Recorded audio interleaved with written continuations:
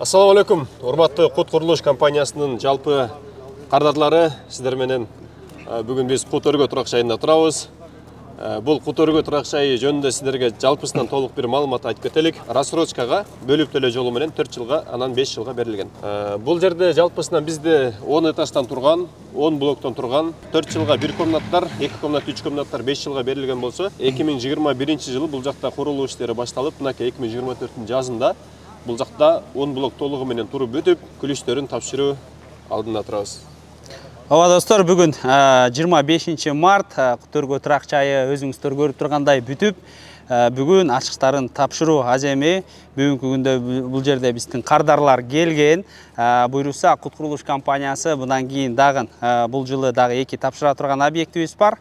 Быйылкы жылдын биринчилеринен болуп Тимура Фрунзе Гагарина көчөлөрүнүн кесилишинде жайгашкан Кут өргө турак жайынын тапшыруу аз эминен сиздерге үзүндү.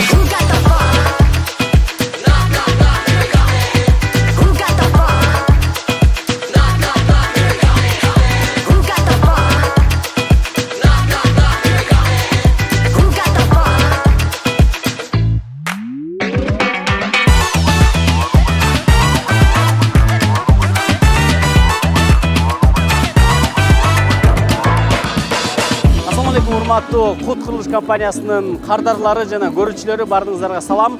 Бүгүн биз мынакей ушундай сонун аба ырайынын коштоосунда, сонун музыканын коштоосунда мына ушул Кут курулуш компаниясынын Кут өргө объектисинде турабыз. Бүгүн элдерге ушул ачкычты тапшыруу аз эми экен. Бул 2021 башталып бул объект. Азыр 2024 3 жыл аралыгында ушундай зыңкыйып салынып бүтүптүр. Буюрса мына элдердин баардыгы келди. Азыр күлүштөрдүн ачкычтарын алып жатышат, алардын эмоцияларын байкайбыз. Кандай сүйүнүп атышат, кандай мындай сезимдер болуп атат, азыр сурап көрөбүз өздөрүнөн. Саламатсызбы жеке? Кандайсыз? Жакшы. Жакшысызбы? Үй алдыңызбы бул жактан сиз? Үй алдык. Ачкычыңызды алдыңызбы колуңузга? Азыр алалы деп. Алалы деп атасыз. Качан алдыңыз эле сиз? 2 жыл мурун алганбыз. 2 жыл мурун алдыңыз. Оюңуздагыдай эле салынып, оюңуздагыдай эле болду бардыгы мындай? Эми оюбуздан да ашык десек болот. Сүйүнүп атабыз. Жагып атабыз сизге. Сонун аябай жакшы салынды, сонун качествосы да аябай жакшы. Ремонт баштайсыз буюрса? Ремонт Кудай буйрса. Өзүңүзгө алдыңыз беле же? Өзүбүзгө, өзүбүз жашаганга. Канча комнат? 3 комнат. 3 комнат, Үйүңүз кут болсун анда. Рахмат. Буюрса бул жактан орун алат экенсиз жакында, Все, ийгилик сизге. Достор, бизде 6 этаждан, биринчи подъездден биринчи квартираны алган эжеке бар экен. Азыр ак приёмкасын ичинен көргөзөлү, жүрүңүздөр квартирасын. Балдары менен, неберелери менен бүгүнкү күндө квартирасын алган келиптир. Так, достор, сразу эле көргөзүп кетейин. Азыркы учурда Кут өргө турак жайында кичине өзгөрүүлөр болуп калган. Ал эмне өзгөрүүлөр десеңиз, мисалы, биринчи эле бул лестничный площадкалардын бардыгын биз гранит менен жасаганбыз, кафелдин ордуна. Азыркы учурда квартираларга эшиктер коюлган, кичине подъезддин эмелери калды, краска жумуштары калган. Буюрса алар дагы кардарлар менен чогуу ремонт жасап аткан кезде бүтүрүп берилет. Перила коюлган, перилалар коюлду, айнек терезелери бүт баары коюлган. Саңгүл эже, кечиресиз, сизден 1-2 маалымат алып коеюн эжеке. Биринчи эле өргөңүздөр кут болсун. Буюрса көптөн күткөн күн, биз деле аябай күттүк бул күндү. Буюрса мына өзүңүздөрдүн батирлериңиздерди алып атасыздар. Мен договоруңузду көрсөм болобу эжеке? Сиз кандай шартта алдыңыз эле? Бөлүп төлөө менен алдыңызбы же толук төлөдүңүз беле? Биз эме бөлүп төлөө менен алганбыз. Сиз келишимди 2020 жылы түзгөн экенсиз, 2020 жылы биринчилерден болуп келген экенсиз да ошондо. Ошондо сиз канча дейт? 40 айга бөлүп алган экенсиз, 40 айга 2 комнаталуу квартираны алган экенсиз. Сиз келгенде башында ушул жерге келдиңиз беле? Жок. Көрбөй эле алдыңыз? Көрбөй. Курулуп аткан учурда көрдүңүз беле? Ошентип көрбөй алса да болобу экен эжеке? Такыр келген жоксузбу? Такыр келген жокмун, эмеден эле карап аттык. Фирмасы силердики аябай ишеничтүү. Эмеден эле карап аттык да, офистен эле компьютерден карап аттык. Бул комплекс боюнча кичине түшүндүрмө бере кетейин. 2020 жылы бул жерлер алынып, проектный документациясы чыгып, андан кийин алгачкылардан болуп, бул деле бир социальный проект сымал болгон. Баштапкы төлөмсүз 4 жылга чейин бөлүп төлөө менен алган экенсиз. Сиз ошол кезде эгер сыр болбосо мында айтып коеюн, канча төлөдүңүз эле баштапкы төлөм? Баштапкы төлөмсүз алган экенсиз, Баштапкы төлөмсүз алып, ай сайын 60 000 сом тегерегинде төлөп турчусуз, Буюрса, Кутөргө турак жайында кичине жана проект боюнча өзгөрүүлөр болуп калды. Мисалга алсак, отделка подъездов негизи биз кафель менен бүтүрүшүбүз керек эле. Бул бүгүнкү күндө керамогранит менен бүтүп турат. Сырты дагы полностью обшивкалары керамогранит, утепление базалит болуп, лестничный площадкалар болсо гранит менен болуп бүтүп атат. Азыр сизге бул жерде биздин Шаңгүлөжө акприом деген документибиз бар. Сиздин келишимиңизде үй кандай абалда бүтөт деп биз башында эле келишим түзүп атканда сизге жазып бергенбиз. Сиз ошого макул болуп кол койгонсуз.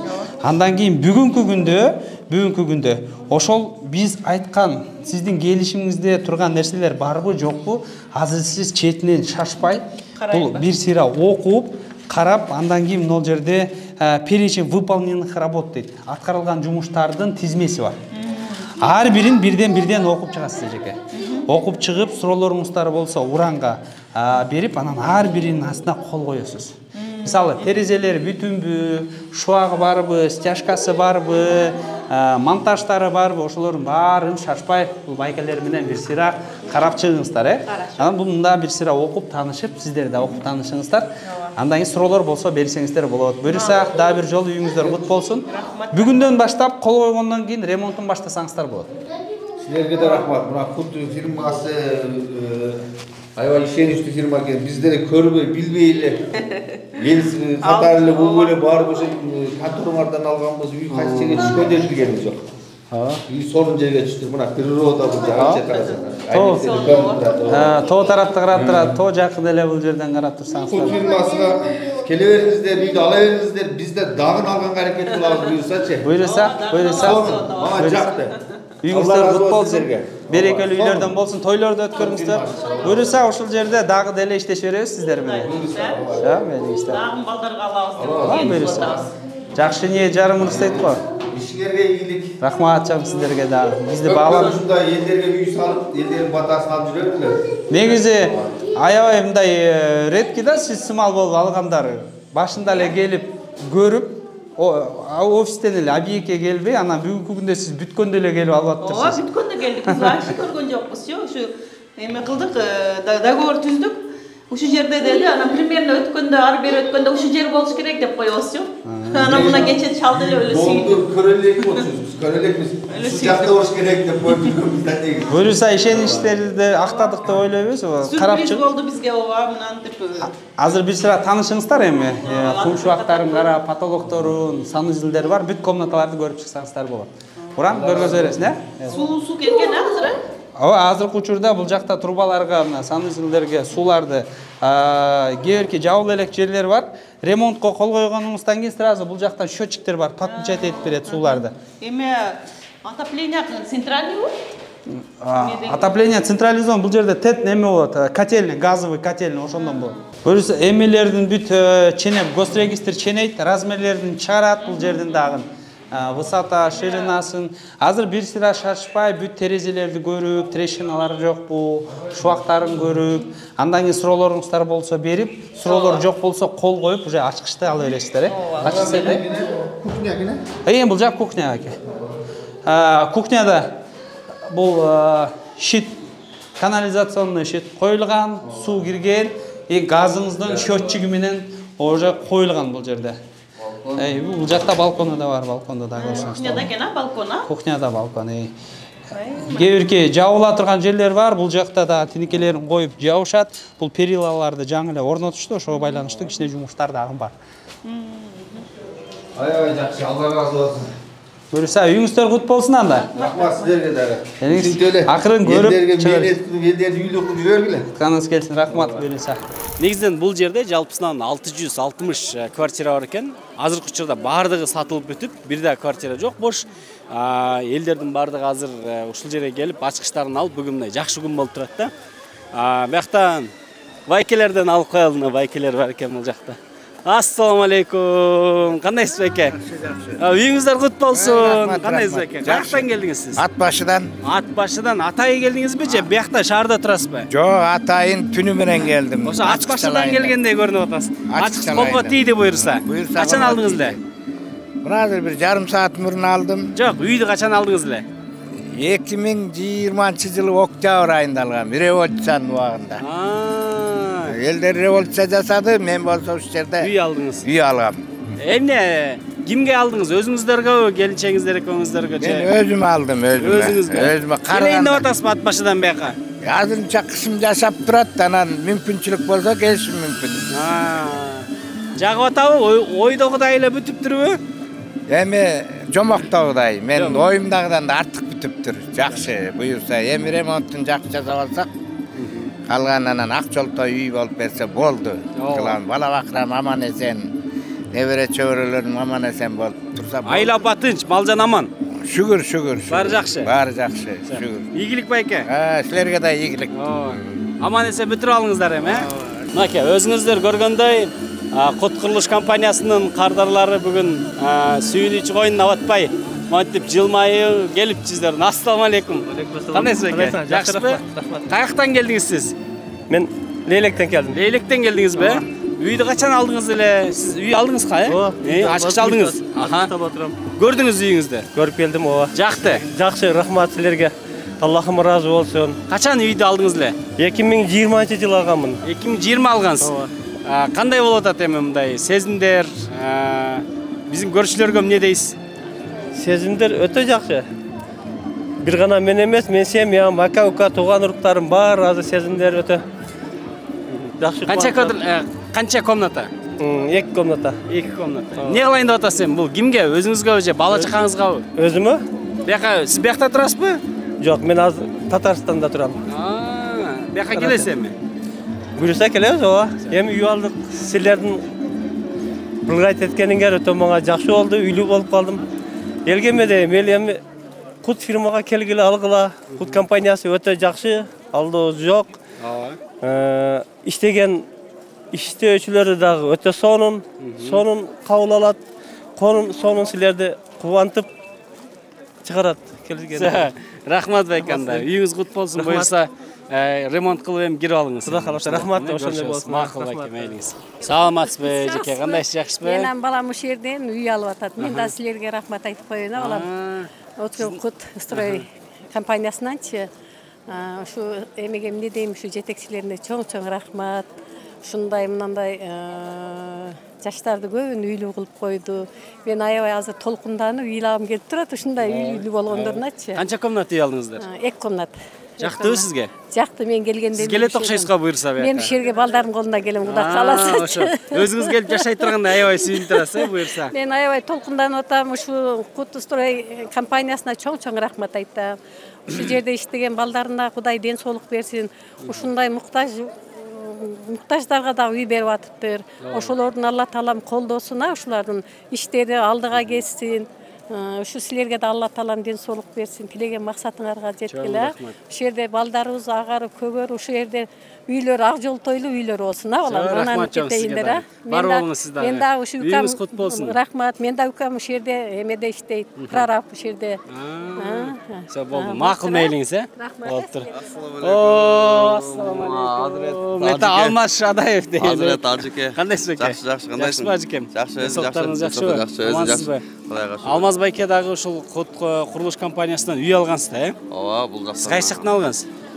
Биздики Чолпон Атинга. Олокондо? Жок, Олокон эмес. Алматинка Чолпон. Все, түшүндүм. Кандай бүгүн бияка келип иш-чараны көрүп атасыз өзүңүз? Кут курулуш компаниясы тууралуу экөөбүз сөз, анан бир куплет ыр деп эле. Кут курулуш компаниясынын бүгүн абдан компаниясына чоң майрам болуп жатат. Себеби дегенде ошол бүгүн ушундай эле ак өргөдөгү объектисин бүтүрүп, элдерди, жашоочуларды сүйүндүрүп жаткан кези, эмне дейсиз, ийгиликтер арта берсин, дагы көп элдердин ушундай кубанычы менен тең бөлүшө эле. Көптөгөн элдерге ушундай себепчи болуп, жакшы мындан дагы көптөгөн имараттарды куруп, элдердин элдерге жакшы бир себепчи болуп жүрө берсин деп тилектешпиз. Рахмат байке, ийгилик. Ажыке, ийгилик. Бүгүнкү күн биз үчүн өзгөчө күн болуп атат. Анткени Улуустандын улуу күнүндө Кут компаниясы бизге куттуу баяндуу үйлөрдү тапшырып атат. Аябай толкунданып атабыз. Мен ушул Кут компаниясына ишеним артып, ноябрь айында келип, наличка төлөп ушул квартирадан алып кеткем. Бүгүнкү күнү ошол үйдүн ключун алып атам. Кут компаниясынын жамаатына бекем ден соолук каалайм. Туткан орозуңор кабыл болсун. Үйлөр ушул куттуу баяндуу үйлөрдөн болуп, тойлор жакшылыктар болсун. Силер менен бирге болойлу. Дагы чоң рахмат силерге. Мисалы сиз 20-жылы келгенде, биринчи алганда бул объектке келдиңиз беле? Көрдүңүз беле бул жерде территорияны? Көргөм. Бүгүн мындай көтөрүлгөн сайын көрүп аттыңыздар да. Бул комплекс 3 жылдын ичинде бүттү да. Негизи жалпы аянты 2,5 гектар жер 10 блоктон турган 10 кабаттуу комплекс. Негизи бул комплекс азыр бул жакка входной эшик коюлат. Буюрса бул жактын шпаклевка менен краскасы ичине кечигип калат. Себеби дегенде бул жер суук болгонуна байланыштуу. Биз бир жасап көрсөк, сууктан кайра көчүп баштагынан аны токтотуп койгонбуз да. Бул граниттердин бардыгы уже заранее эле коюлган.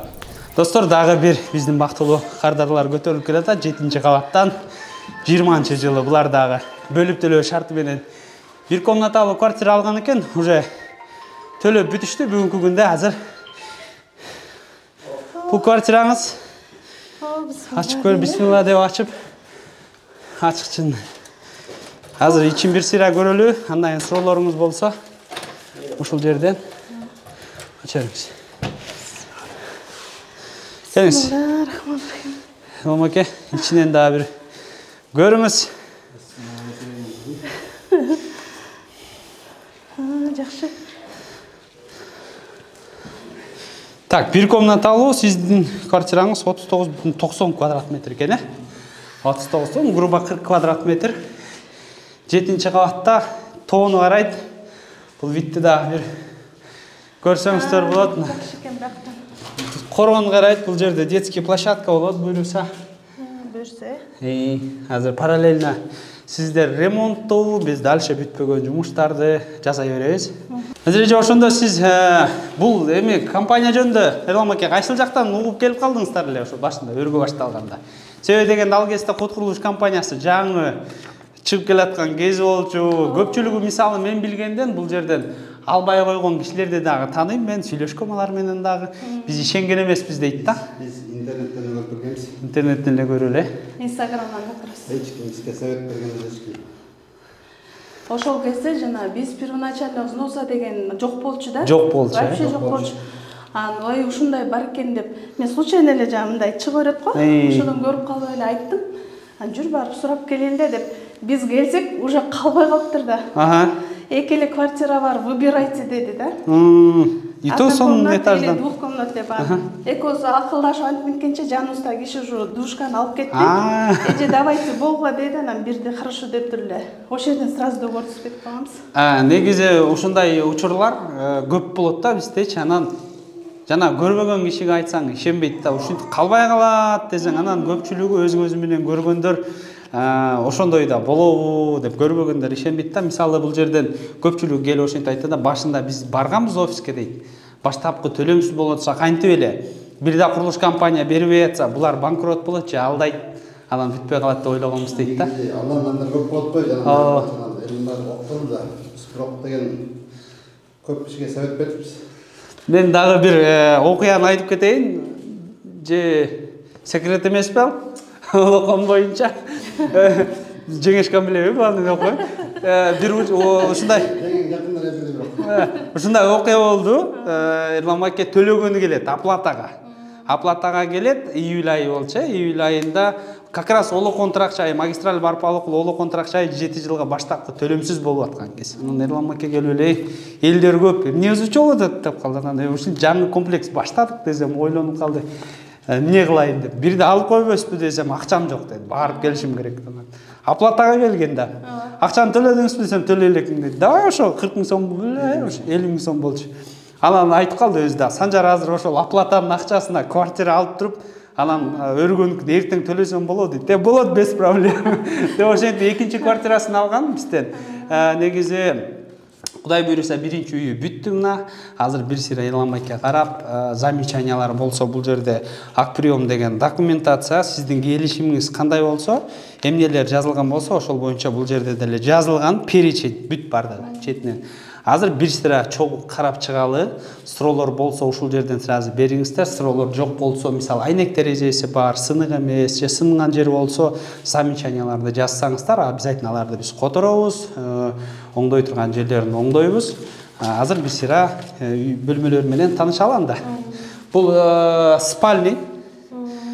Кумшуага стяжка, сухой стяжка бүткөн, стена штукатурка бүткөн, потолок ушундай бойдон белгилет. Азыр сиз эми кааласаңыз натяжной потолок же гипсокартон жазсаңыз болот. Же болбосо азыркы модадагы бир муну ичине түздөп туруп эле краска салсаңыз да сонун чыгып бар. Дизайнерский ремонт негизи ушундай. Высота канча болуп калды бул? Так, монолиттен монолитке дери высотасы 3 метр. Чистовой сизге кала турган где-то 2-7ге чейин калат. Киргенде эле бул телевизордун кабели, интернет кабель, домофон, щит коюлуп, бул жака ток кирген, ушул жерден дальше монтажга алып кетесиз. Суунун счетчиктери сыртта турат, бар. Бул жериңизде мисалы гардеробный жашап алсаңыздар болот, шкаф до конца потолокко чейин. Андан кийин бизде совмещенный санузелге дагы трубалары монтип кирген. Бул жакта кухня сиздерде, кухня балкону менен канализациянын щит суусу кирген, газдын счетчиги коюлган. Ошондой эле балконуңуздар. Жок, бул жерде детский площадка болот. Детский площадка болот, андан кийин заезд-выезд, тегерете круговой заезд-выезд бар. Негизи двор без машин болот го. Кошуналар чогулуп, ТСЖ шайлап, андан кийин машинени сыртка кое турган болот. Кааласаңыз подземный паркинг бар, продажада $14,000. Бар, подземный паркинг. Лифтер подземный паркингке чейин түшөт. Подземный паркингти бөлүп олокондан алабыз. Бул эвакуационный люк деп коет эжеке. Бул ылдыйга түшүп кеткени, пожар учунда. Негизи ушундай обязательно норматив боюнча бул коюлат. Ошол себептен балконуңуз караңыз, только ичинен ондой култанат. Бул жерден эмне эмеси токтоп калган? Бул эме деп коет. Колонна диафрагма деп коет. Бул эме бетон арматура менен бетон кеткен. Бул жактара кирпич болгон. Азыр муну бул жерден кумшак боло турган болсо бул түшүп калат. Муну сразу түздөп туруп шпаклевка менен түздөлүп кетет. Бул жер ушинтип үйдүн жана прочный болуш үчүн биринчи колонна, анан жанына ушундай диафрагма коюлат 1 метрдей. Бул ригелдер деле монолитный конструкцияда ушундай болуп чыгып турат. Буну бузуп салганы болбойт, нон кесип салганы болбойт, ак приемкаңызда дагы обязательно бар. Тилекке каршы бул комплекс прочный болуш үчүн только ушинтип салыныш керек. Азыр олокон тракчайында мындан такыр бөлөкчө. Олокон тракчайында болсо стеналар түз болот. Ал ичине бөлөкчө конструкция менен, жаңы современный конструкция менен салынат. Достор, мен жанымда Кут курулуш компаниясынын аткаруучу директору Байбек турат. Азыр Байбектен сурайлы деп атабыз. Бүгүнкү күндө Кут курулуш компаниясы канча объект курду, канчасын тапшырды элдерге, жана канча объект курулуп жатат, алдыда эмне пландар бар деген суроолорго жооп берип кетсеңиз. Азыркы учурда биз компания түптөлгөндө 5 жыл болот. Майдын 10-уна буйруса 5 жыл болот. 5 жылдын ичинде 5 объект бергенбиз. Азыр мына бүгүнкү күндө 6-чы объектти берип атабыз. Бул жакта в общем 600дөн ашык квартира бар. Ал 5 жыл деген уже 6-чы объектти берип атабыз да. Мындайча айткандачы, жалпысынан 12 объектибиз бар. Общий алганда 12-15 миңге жакын квартирабыз. Onun жарымын уже берип, элдер уже жашап атат иштеринде.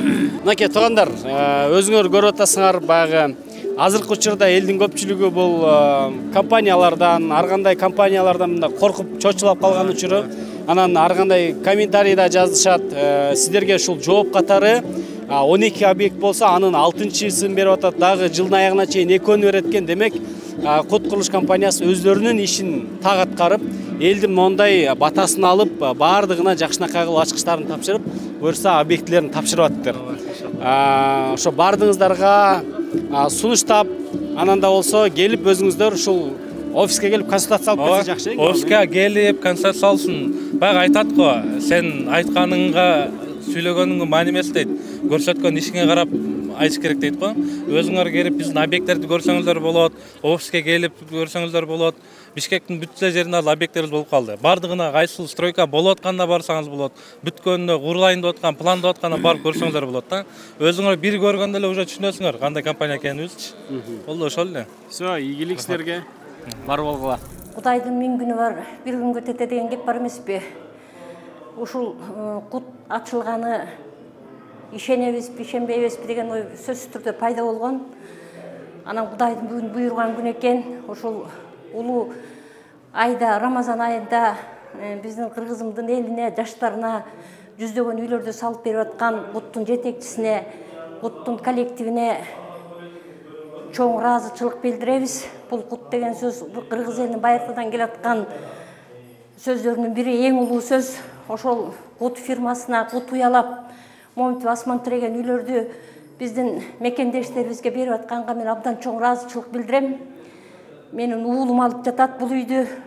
Атасы экөөбүз ушул кубанычын тең бөлүшөлү деп ушул жерге келгенбиз. Ушул алып аткан ошо кыргыз жаштарына эң биринчи үйлөрүнө дасторкондон аш кетпесин, үйлөрүнө береке, кут толуп турсун. Кут деп бекеринен ат койбоптур да. Мына ошол кут түшөт деген ушул. Кут түшүп атат, ар бир үйгө кут түшүп турсун. Мына кут ошол компанияга аябаганда ыраазычылык билдиребиз. Мына ишендик, куттуу үйүндө моминтип бала чакабыз, жерге жейибиз менен келип отурабыз. Ак жолтой үй болсун, дасторкондор ашка толуп турсун, үйлөрдөр башка толуп турсун. Ошолордун курулушчуларга менин кааларымдагы мына желин айрылып, сүт чыгып, жер жарылып, чөп чыгып аткан мезгилде ушул кут фирмасы ушул элге жакшы нерселерди тартуулап атат. Ошого биз ыраазычылыгыбызды билдиребиз. Биз тоңдон келдик, көлдөн. Ак жолтой үйлөр болсун, ишиңер илгери боло берсин. Мындай асман тиреген үйлөрдү сала бериңиздерди биз көптөн көп күтөбүз да. Уулубуз үй алып атат, анан ушунун атасы башына оруулап кийгизип койсун. Бул да бекер иш эмес, анан кетейин. Кыргыздын бир жакшы балдарынан болду. Рахмат, Алла разы болсун сиздерге. Ушул кишиге кадыр барып киши болай кадыр кетейин. О, батаңыз алайды. Кеңиз бир бата берип коюңуз. Курулуш компаниясына ошонун атынан эле биздин сотрудниктерге жакшы ой тилектериңизди. Келелем айнайындар эми рахмат моминтип кут компаниясы аябай жакшынакай компания деп угулуп атат өзүлө. Ушуну иштетип аткан силерсиңер, силердин өмүрүңөр узун болсун. Ишиңерде игилик болсун. Дайыма эле ушул мактоонун элдин алкышын сатып жүргөлө. Үйлөрүбүз ак жолтой болсун, аманчылык жакшылык болсун. Кудай жакшылык берсин. Элибизде тынччылык болсун, аманчылык болсун. Кут курулуш компаниясынан 2020 жылы жазында келип алганбыз. Кудай буйрса, жылдар тез өтүп, бүгүнкү күн эң жакшы күн болуп, квартирабыздын ключун алган атабыз. Ушул кут компаниянын жетекчисине, иштеген сотрудниктерге чоң рахмат. Ушул кут курулуш компаниясына ишине ийгилик, Кудайым ушуларга ийгилик бере берсин. Дагы ушундай биз карапайым элдин ушундай жакшы кубанычына дайыма ушул үйлөр себепкер болуп, үйлүү болуп жүрө берели. Рахмат. Талагүлжа, сиз бул жактан бир комнаталык квартираны биринчи төлөмү менен алдыңызбы же биринчи төлөмү жок алдыңызбы эле? Биринчи төлөмү жок эле алганбыз. Канча жылга алдыңыз эле? 3,5 жылга алганбыз. Буйрса жыл бат эле өттү. Дагы Олокондон да үй алдык.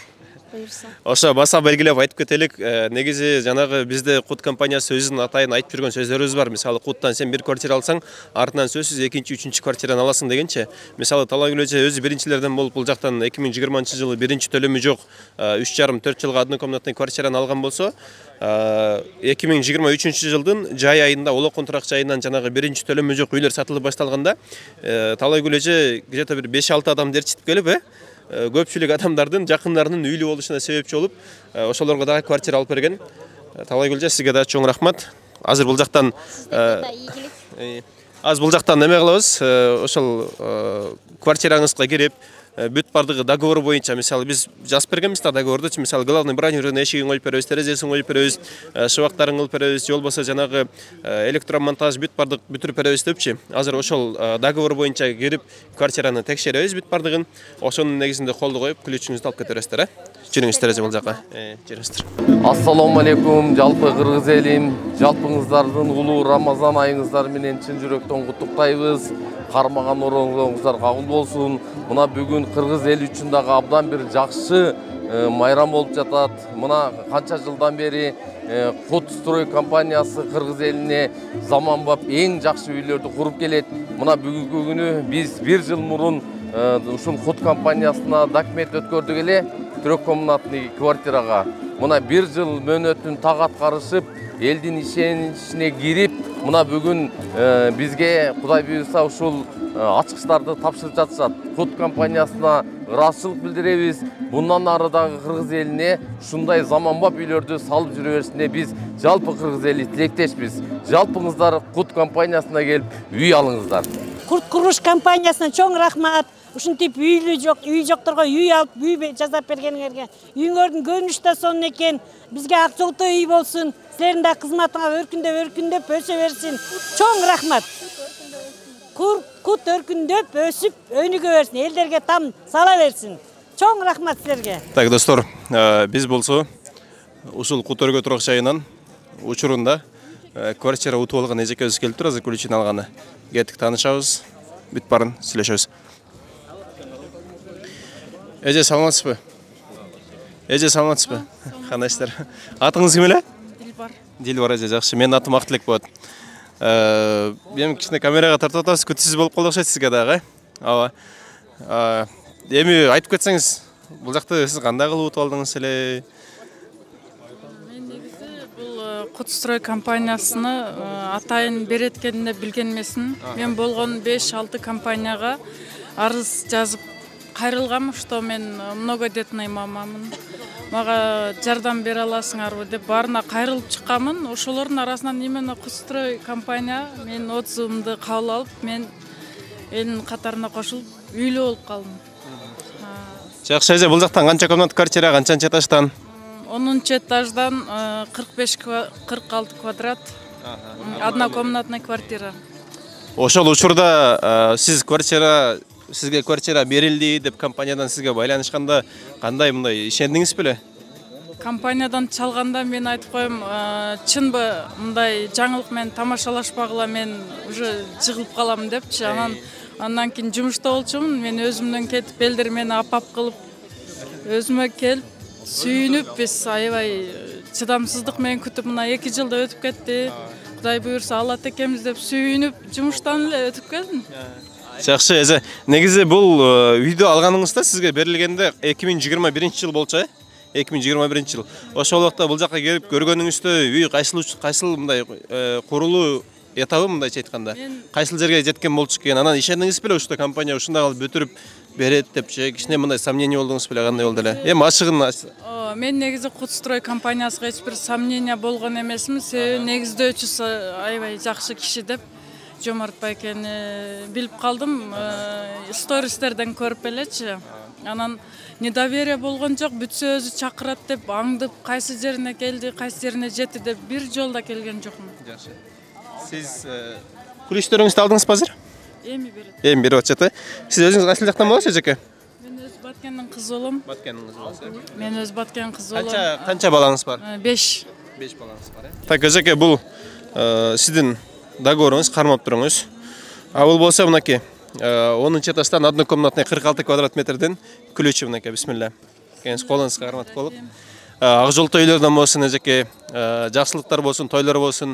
Кудай буйруса ушул үйдүн ичинде балдарыңыздын, кыздарыңыздын урмат сыйын көрүп, узак жашаңыз, э?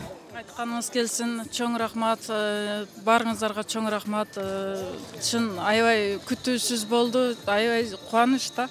Толкундан турам, эмне дешим билбейм, бирок терең ыраазычылык. Жүрүңүз эже, анда мен сиз менен чогуу барып туруп эле азыр ошол квартираны кирип ичинен көрүп чыгалык, бүт бардыгын, жүрүңүздөр. Так, 10-чы этажга чыктык. Дилбар эже, келиңиз эми. Бисмилля деп. Могу эшикке саласыз эми ключуңузду. Бул жакка.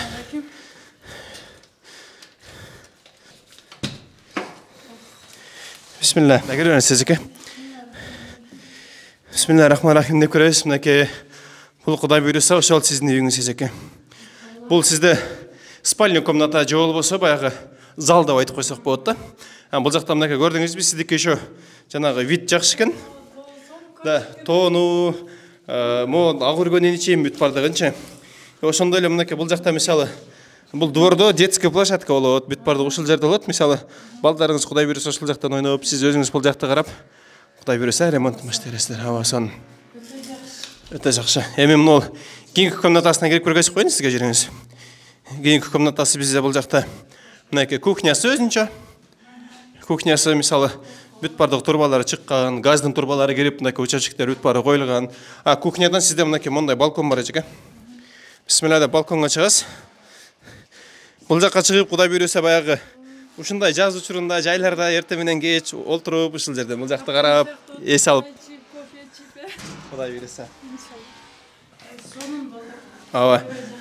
Бул жакта болсо жанагы санузел менен ваннасы экөө чоң болот эжеке. Экөө чоң, ичи негизи чоң. Санузел, ванна жана стиральный машина бүт бардыгы батат. Бул жакта мынакей автоматтар коюлган. Интернет кабелдер бүт бардыгы кирген. Мындан бул жагына уже монтаж кылып жашай бересиздер да. Бұл жаққа кіресіз. Негізі эмеда ежеке Құдай бұйырып тұр да. Құдай бұйырып тұр, Құдайға шүгір. Ушинтип балдармен жашап атканымды билип, ушундай үйдөн отуруп, сүйүнтүп отурат эми. Ыраазычылык, аябай ыраазымын, ушунчалык ыраазы болуп турам. Ошол эми ыйлабай өзүм колго кармап, жақсы белекті алып кетейін. Чоң рахмат. Эжеке кеңес бир жыл куттуктап коелук сиздерди. Жакшылыктар болсун, тойлор болсун.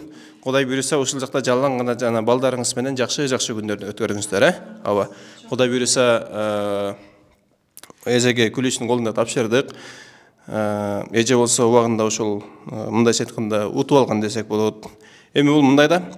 Негизи эң негизгиси биз адам баласы Аллахтан үмүтүбүздү үзбөшүбүз керек да. Bizde мындай нерсе бар. Құдай Таала айтат негизи, сурагыла мен берем дейт. Биз болсо жана аракетин кылбай туруп эле жанагы сурай беребиз, ал бир аз туура эмес болуп калат да. Бирок аракетин кылыш керек.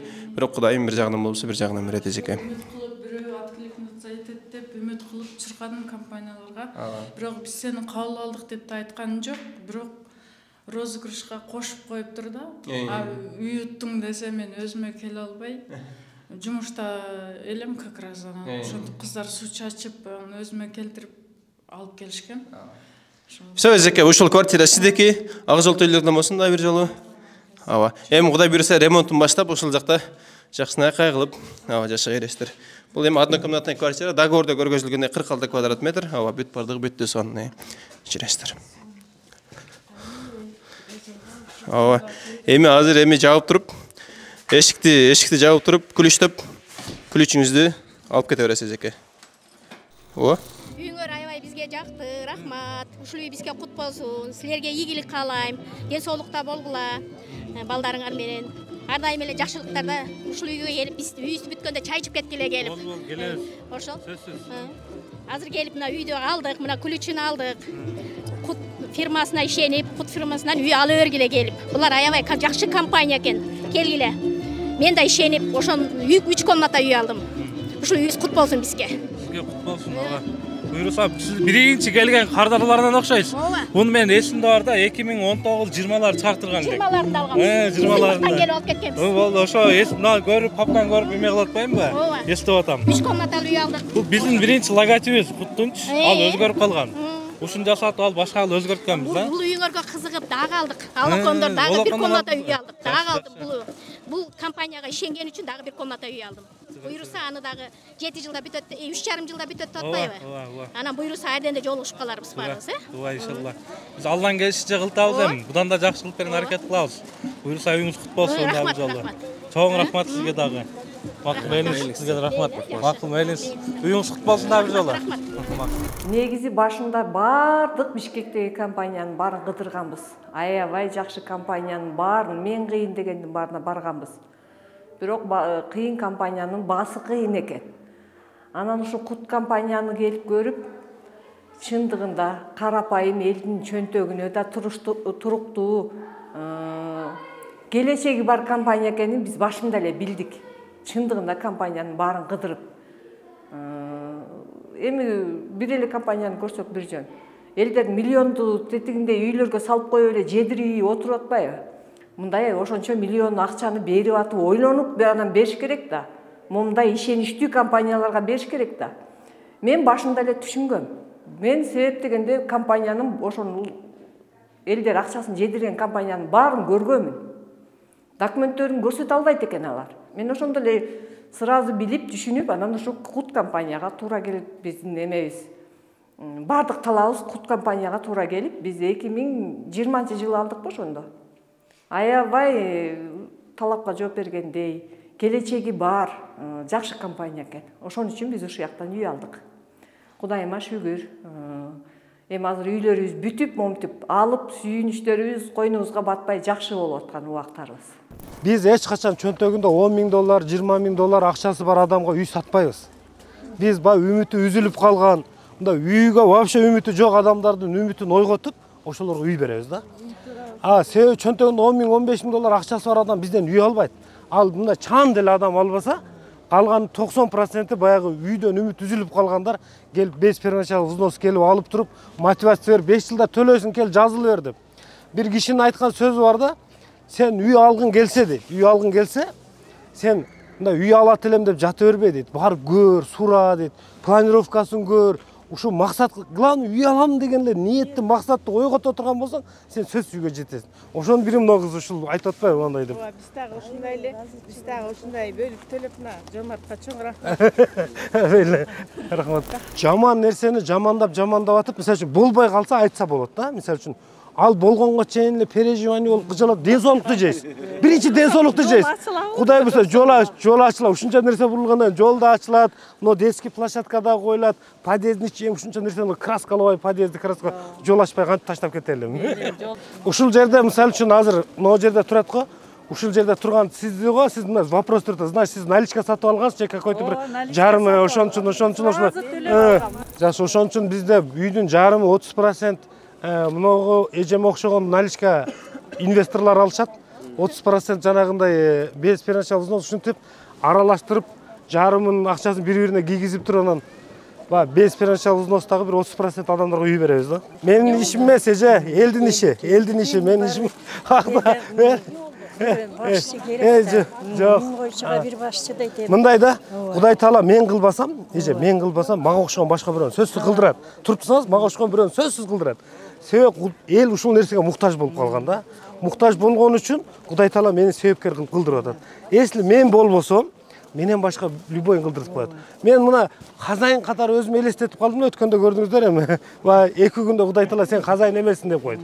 2 күндө мына эскертип койду, сен эч нерсенин хазайын эмессиң. Адам качан бул дүйнөдө бир нерсеге ээ чыгат, хазайын чыгат, ошондо гана адам айнийт.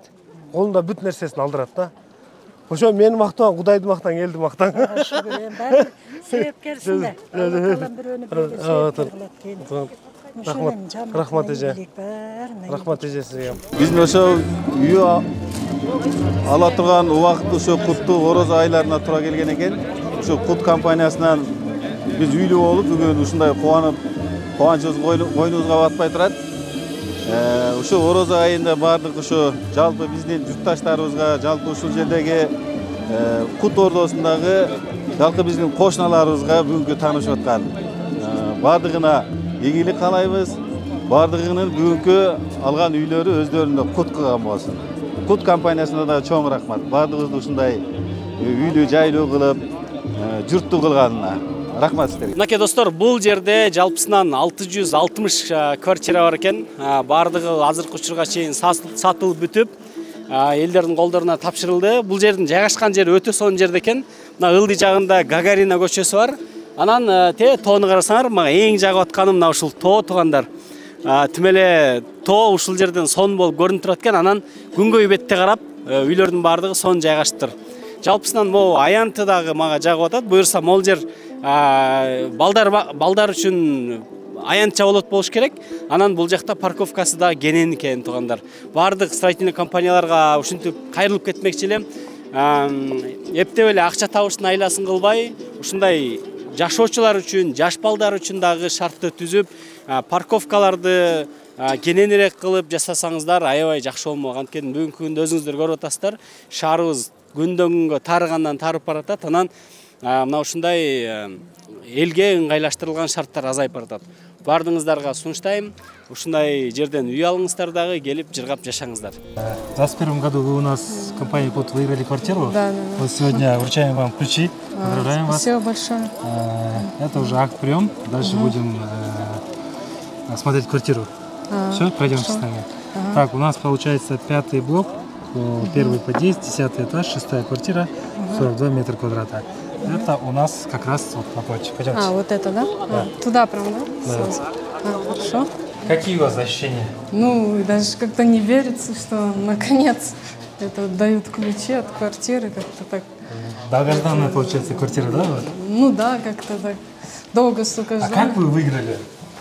Ну вот участвовала в розыгрыше и верила, что выиграю. Ну так, не знаю, методом рандомно там выбрали же. Все, добро пожаловать, Марина.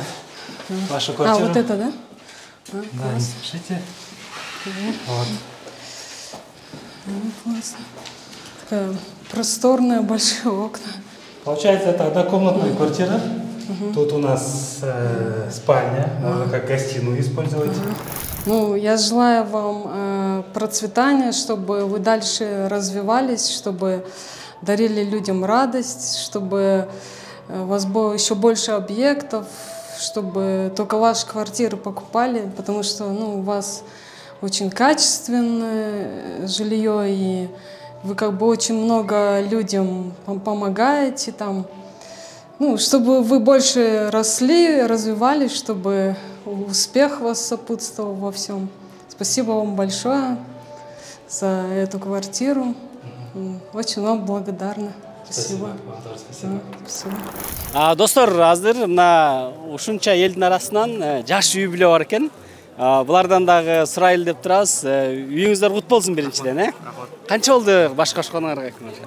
2021 жылдан баштап. Как раз үй башталгандан баштап силер баш кошкон экенсиздер да.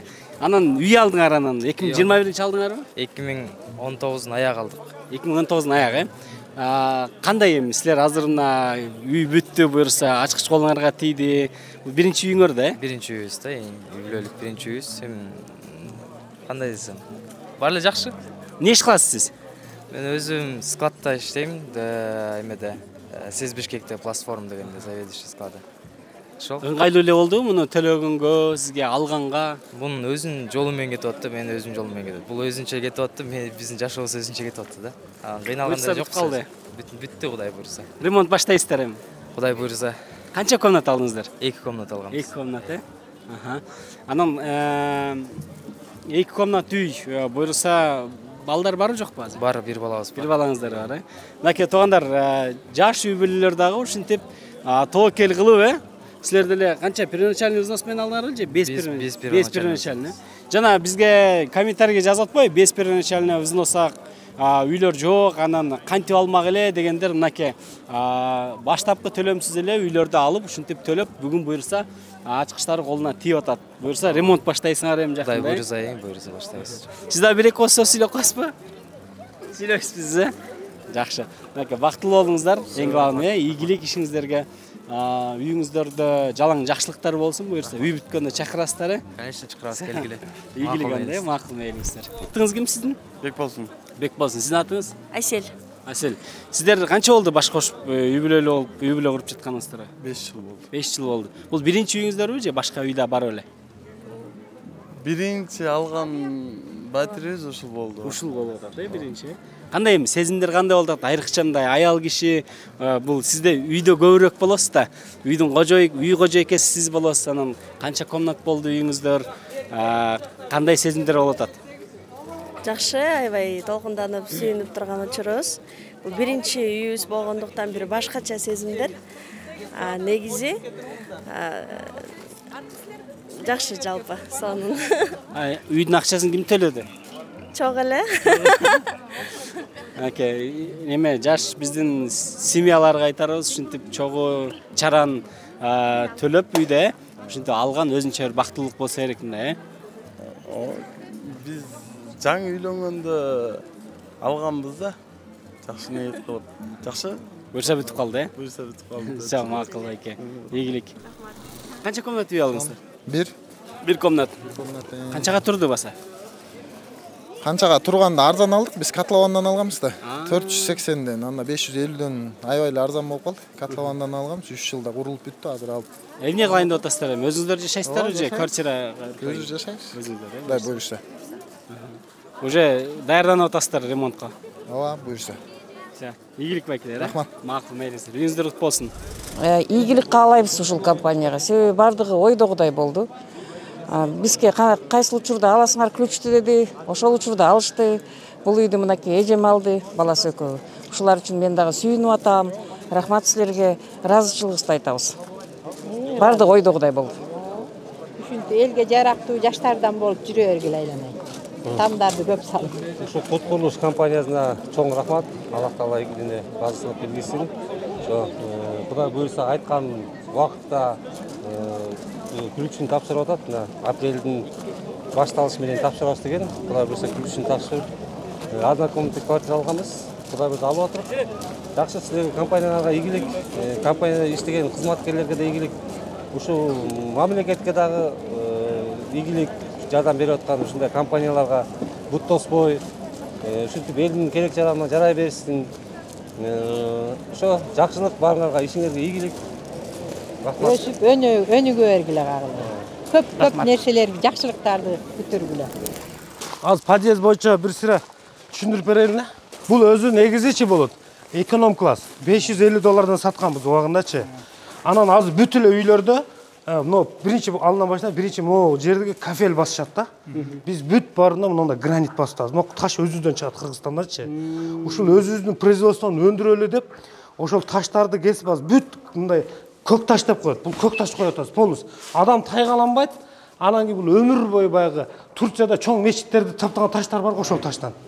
Кыргызстандан чыгат булчу өзүбүздөн. Анан бул эжелер айтып атат азырчы. Жакшы, рахмат.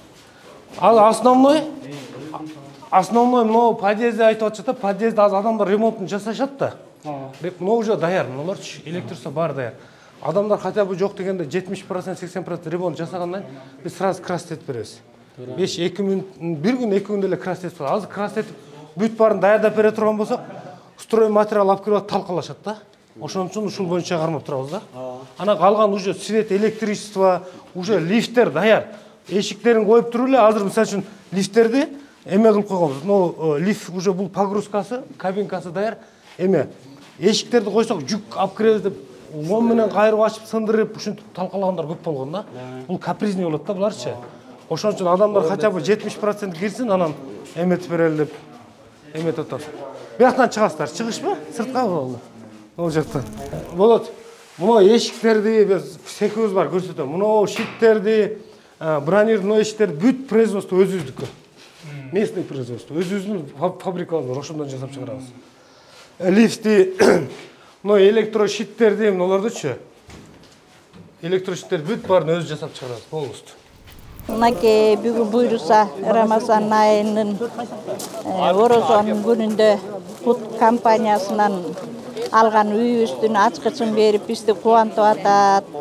Буйруса ушу эмне дейбиз, жакшылык болсун, ушу жылдары тынччылык болсун, өлкөбүз тынч болсун, эл аман болсун. Жаштар балдарыбыз аман эсен болуп, ошо үйлүү жайлуу болуп атат. Ушу үйүбүз кут болсун. Кут береке орносун. Кут компаниясында иштеген эме жумушчуларга, администрацияларынын баарына жакшылык каалайм, ийгилик каалайм. Ар бир эмесин ушундай элди сүйүндүрүп, элдин талабын орундаткан жакшы компаниялардан болуп иштей берсин. Ишине ийгилик, жакшылык каалайм. Мен да кошулуп кетейин, ушул фирма өсүп өнө берсин, ушунчалык ошо Кудайдын улуу күнүндө ушинтип сонун иштерди жасап атат. Өнө өсүп агарып көрүп ошон үйлөрдү элдерге тартуулай берсин. Ошо чоң ыраазычылык билдирем.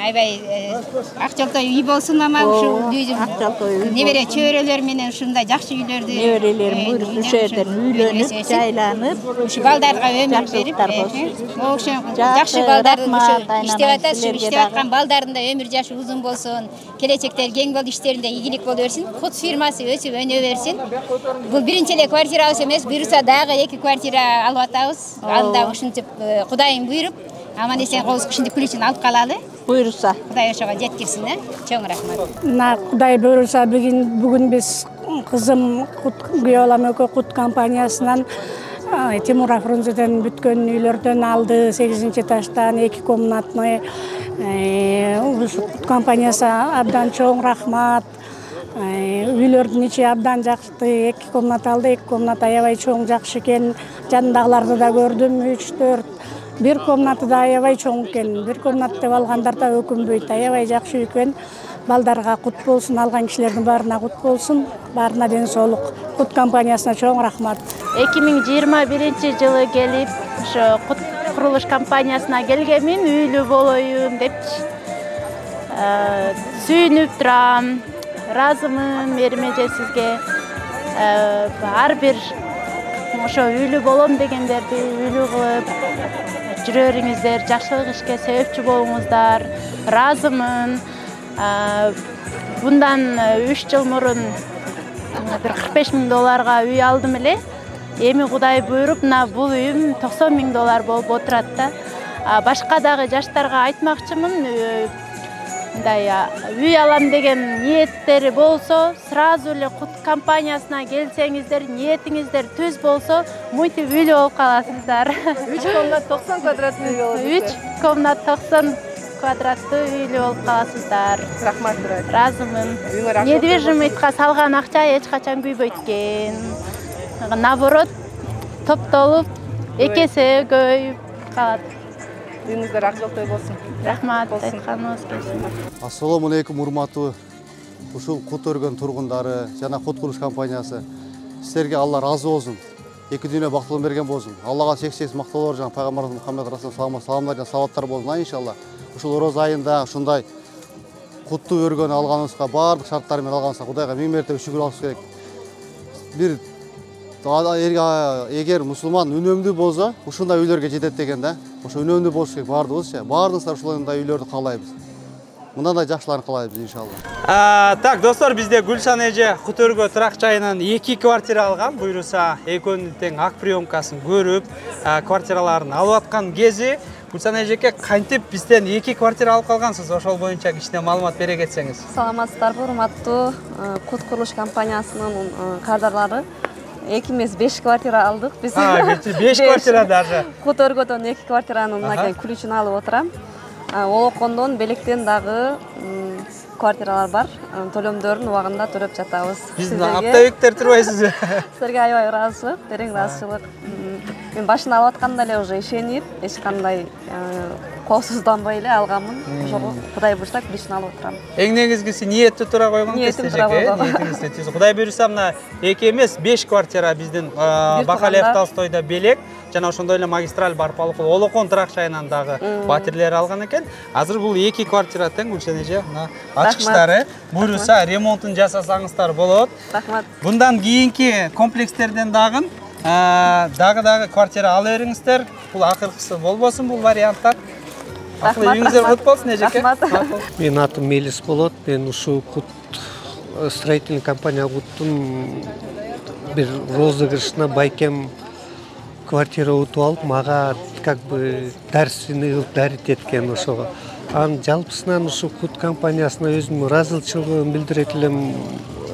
Жалпы жааматына баарына ыраазычылык. Мынтип айтсам, мен тут одни профессионалы работают, өзүнүн ишин билген, эмесин билген жакшы, мыкты инсандар иштейт экен. Мына бүгүн аябай кубанычтуу күн болуп отурат биздин үй бүлөбүзгө. Кут курулуш компаниясынан квартира алдык, однокомнатный. Бул биздин экинчи квартирабыз. Биринчи квартирабыз Салкын Төр деген үйдөн алганбыз. Аябай жакшы, буйруса бул экинчи квартирабыз. Рахмат ушу кут курулуш компаниясына ушунча элди сүйүнтүп, майрам уюштуруп берип, күлүштөрүбүздү тапшырып атат. Дагы бир жолу Кут курулуш компаниясына ийгилик, иштерине чоң ийгиликтерди каалайбыз. Өрмөтүү эже, квартираңыздар кут болсун. Буюрса бүгүн сиздерге ачык үчүн тапшырып жатабыз. Рахмат, Алла разы болсун.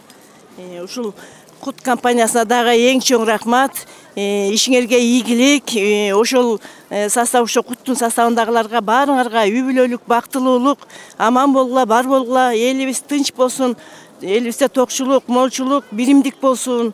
Өйдө жактагыларыбызга Кудайым калыс болсун, мынакей көп эле жерлерди көрүп аттык элек. Алдыгандарда көп, биз ошондон тандап отуруп ушу Кутка келдик элек. Кут компаниясына эң чоң ыраазычылыктарды билдирем. Жакшы компаниянын бири экен. Мен ишенип гана келгенбиз. Мына бүгүн ачкычыбызды да алдык. Баарыңарга ден соолук, ишиңерге ийгилик. Негизи үйдүн салынышы боюнча качан алдыңыз эле, кандай алдыңыз эле? Анан негизи эле ушул салынышы жактуу же мындай бизде бүт бар ачык болуш керек да. Болгондой бана жабап чачырган эч нерсе жок болуш керек. Чын жүрөктөн, Ассаламу алейкум, жамаат. Ошо актылек иним айткандай чындыгында көп ошол строительный фирмаларды тандадык, издедик, ошол аягы ушул фирмага келип такалдык. Анткени өзү айткандай, актылек айткандай жаап жашырган эчтеке жок, таза, өзүнүн салынышы, элге жасаган мамилеси, ошол өзүбүздө көп тургандай сапаты аябай жакшы экен. Анан баасы дагы аябай жакшы. Баасы дагы жакшы болду. Ошол баарыңыздарга кааларым ушундай ак өргөлүү болуңуздар. Ушундай эле жакшылыктар болуп турсун. Силерге чоң рахмат, актылек ушул өзгөчө актылекке чоң рахмат, башынан аягына чейин мен менен иштешти, аябай жакшы мамилесин жасап, күнү түнү чалып сурайм, жооп берип ошондой. Ошондой. Орозоңор кабыл болсун. Ушундай ыйык орозодо да калып атабыз. Баарыңыздарга жакшылыктарды каалайбыз. Чоң рахмат. Сау рахмат Канатбеке. Ишиңизге ийгилик. Ак жол тойлордон болсун, жакшылыктар тойлор болсун, Макул беке. Мынакей бүгүн Кут ордосунун квартирасынын ключун алып отурабыз. Бул квартира немеден Куттан биз 3-чү квартираны алып атабыз. Олокондон 2 квартира алдык. Бүттү. Кут өргөдөлөргө рахматымды айтам. Иштеринде ийгиликтер боло берсин. Бизге окшогон жарандарга көп ушундай квартираларды салып, ийгиликтер боло берсин алтындарым. Бардыгыңарга рахмат, Куттагыларга. Куттан квартира алгыла. Мен айтып кетейин отамда простачы. Кандай десем, бизде кыргыздар барго, бир нерсени, бир жумушту баштап аятып эле коркуп береткенбиз да. Айтайын дегеним, үй мисалы 2 жылдан кийин бүтөт, же болбосо 3 жылдан кийин бүтөт деп айтабыз да бизчи. Ошол учурда 2 жыл көп экен, 3 жыл көп экен деп албай койгондор өтө көп болот. Кача алганга толук мүмкүнчүлүгү бар, ай сайын төлөгөнгө толук мүмкүнчүлүгү бар, же болбосо биринчи взнос бергенге толук мүмкүнчүлүгү бар. Бирок 2 жыл, 3 жыл күтө албайт да. Жок, мен күтө албайм. Мен бүткөн үйдү алышым керек деп анан мындайча айтканда ошол кийинки калтырып жүрө берет. Мисалы бул үйлөрдү 2021 жылы биз 3 жылдан кийин бүтөт деп элдерге сатканбыз. Ошол учурда көпчүлүк албай кеткен көп болгон аларчы. Мисалы албай кеткендер бүгүн эми бир аз өкүнүп атышат, ачыгын айтканда ошол учурда алып кое бербей депчи. Ошол учурда мисалы биринчиден өзүнө ишенип, экинчиден компанияга ишенип, ошол убакта ушул бир жакшы кадамдарды таштагандар мынакей бүгүн өздөрүнүн үйлөрүнө кирип атышат. Андыктан сиздерге дагы айтарым, эч качан мындай коркпоңуздар, мындай жакшылык иште дайыма алдыга умтулуңуздар да. Башын баштап алсаңыздар, Кудай буйруса калгандары бүт бардыгы болот. Жанагы биздин алымдарыбыз, же болбосо жанагы атактуу баштуу байкелерибиз айткандай эле, если үй алам деген ниетиң болсо, анда асмандагы учуп бараткан чымчыктагы бир канатын таштап өтөт деп коймокчу. Үй алам деп жакшы ниет кылып, алдыга умтула бериңиздер. Кудай буйруса, үйлүү болосуздар, жайлуу болосуздар. Кут компаниясы элдик компания, квартира керек болгон болсо байланышыңыздар. Кут өргөдө турабыз. Кут өргөдөн бизден убагында 2021-22 жылдары 100%дан бир 30% клиенттерибиз полный расторжение кылып, расторжение дегенде төлөгөн акчасын биз полный кайтарып бергенбиз. 500 мың төлесе 500 мың, миллион төлесе миллион болуп 5% кайтарып бергенбиз. Ошолор барып Ихсандан квартира алганда. Бияктан жумуш болуп атканына көрбөй, ишенбей, бир башкача кандайдыр себептер менен расторжение кылып койгула, тимиле койгула, кооператив башка бирөөнүн атынан эч качан бирөө мындай жебеш керек. Адал, по-любому адал өз эмгеги менен тапкан акча баары башка деп туруп айтылган ага көнбөй 30% расторжение кылып Ихсандан барып үй алышкан эле. Азыр тилекке каршы ушундай өкүнүчтүү жагдай болуп атат. Ошол себептен өзүңөр аракет кылып, өзүңөр көзүңөр менен көрүп, ишенип, анан кийин иш кылгыла. Мынакей достор, өзүңүздөр көрдүңүздөр, буюрса 660 квартиранын ээлери баардыгы келип, ушул жерден ачкычтардын колдоруна алып алып, жакшынан мындай жылмайган боюнча кетип атышат.